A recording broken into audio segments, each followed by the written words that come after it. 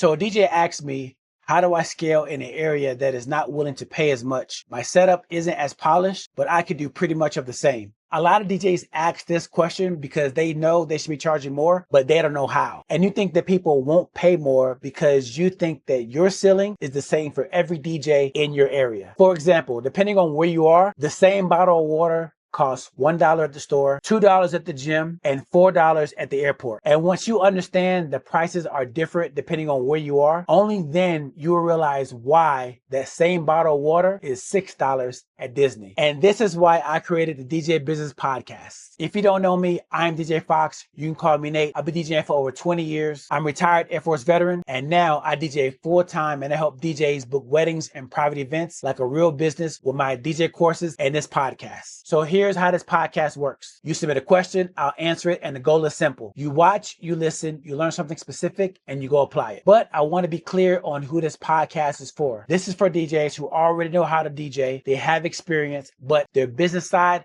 hasn't caught up with their DJ skills yet. If that's you, then you're in the right place. So if you want to scale in an area, the best way that I can explain this is to show you what I did. All right, so here's what I'm gonna do. I'm pull up my phone and I am gonna go to my very first event that I've ever booked here in Tucson. So just kind of give you a quick backstory. I moved to Tucson in 2016. I moved here from Italy. Didn't no one know me in the States. But anyway, I booked my first private gig in 2020. That gig, I paid, the invoice was $600 and it was from 6 to 11.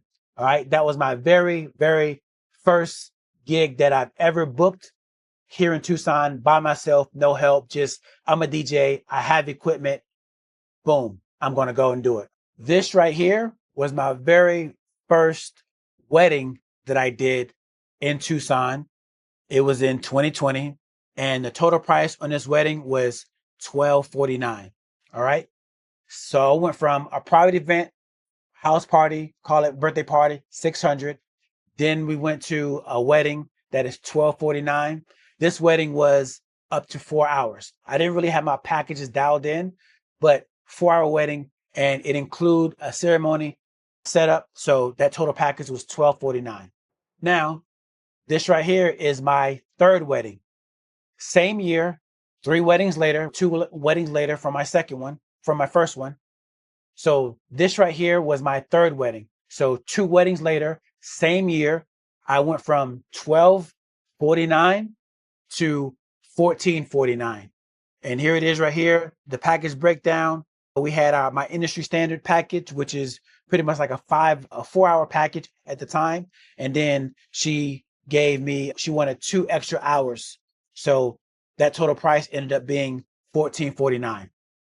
So we go from a private event that's $600 for 4 hours, 5 hours from 6 to 11. And then we do a wedding that's $1,249. And then we'll do a wedding that's $1,449, which is in 3 different or 4 different events. I'm showing you that so that way you can see how I scaled myself. I was still a DJ, and you're probably listening to this because you are a DJ too. So the only thing that was holding me back is private events. They're different from weddings. I didn't really know the format of weddings. I didn't know what came first, what came second, bouquet toss, first dance. I didn't really know any of that format. I told myself, only thing I need was one wedding. And once I do that one wedding to find out what the hell goes on, it was a wrap, because I already knew how to DJ. I'm a club DJ. That's where I come from. The only thing that was lacking confidence and me scaling my price is because I didn't really know what went on. So I didn't feel comfortable raising my price up to where I didn't really have the experience to back it up. So after I did my first wedding, I slowly increased my pricing wedding after wedding. And how I did that was I still had my website in place. I still had all my systems in place.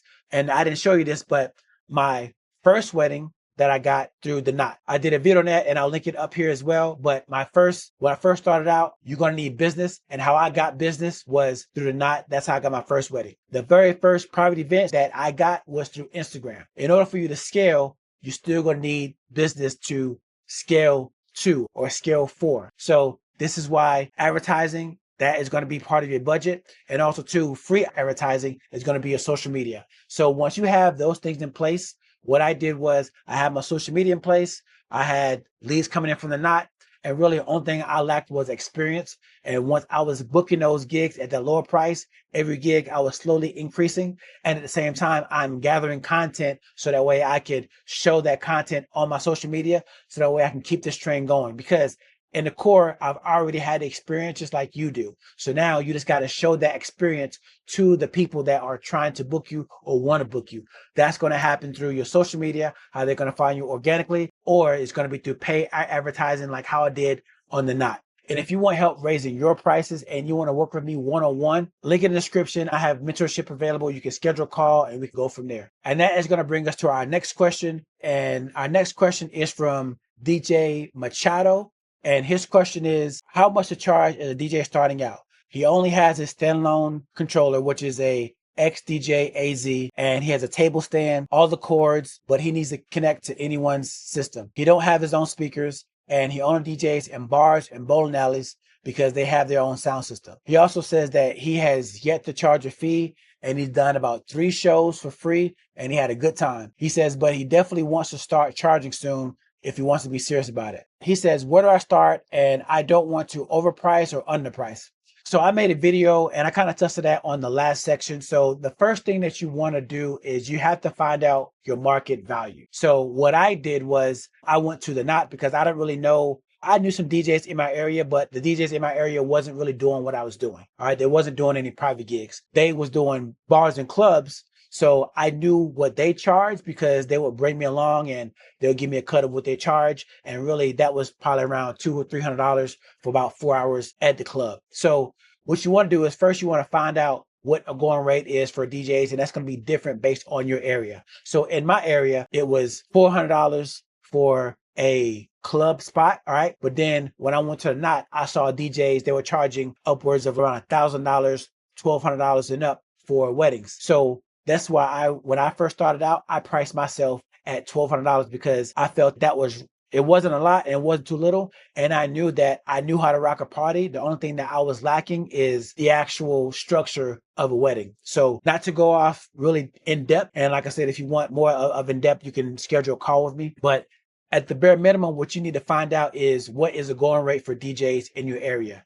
The way you find that out is asking fellow DJs, what are they paying? What are they charging for this and that? You can, if they're kind of skimpy about what they want to charge, then you take those resources like the Knot and the Wedding Wire.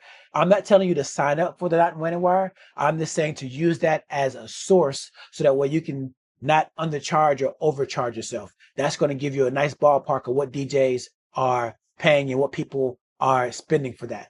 Also, too, if you see a DJ that's about match where you are, I would say look at his reviews because that is going to tell you about how many gigs is he's booking at that price point, and it's going to see what the quality of service, what people are doing, because they're going to tell you what the quality of service or what you need to concentrate on whenever you start doing your services. So bottom line, the way that you start out, it's not like a blanket price, but you just kind of want to go off of what is the going rate in your area and then base that off where you are. It's going to be different from where you are, but that's where you're going to start at. Now, you said that you don't have your own equipment, but you just have a console where you plug in. So right now you're going to be limited on jumping into actual private gigs. So right now you're limited on only doing gigs in spots where they have their own speakers. What I would do, like I said before, the bowling alley, you've already done some gigs there for free. First, you want to, like I said, start out what DJs are going for in your area and then base your pricing off of that. And in a nutshell, if you can find out what DJs are going for in a bar or a club setting, you can pretty much charge around that price, maybe a little bit lower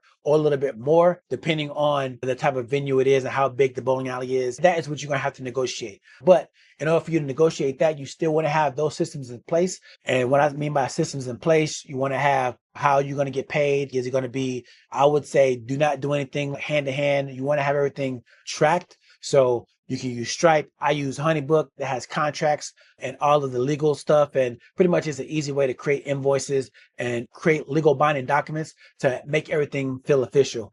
If you want access to that, the easiest way to get all of that is to become a Max Supporter channel member. You can do that in the description as well. That's going to have the whole entire framework on what you need. So that way, whenever you do negotiate your price, all the back end is already handled. The email, the invoice, how you're going to get paid, all that is already done. So that way it comes off professional.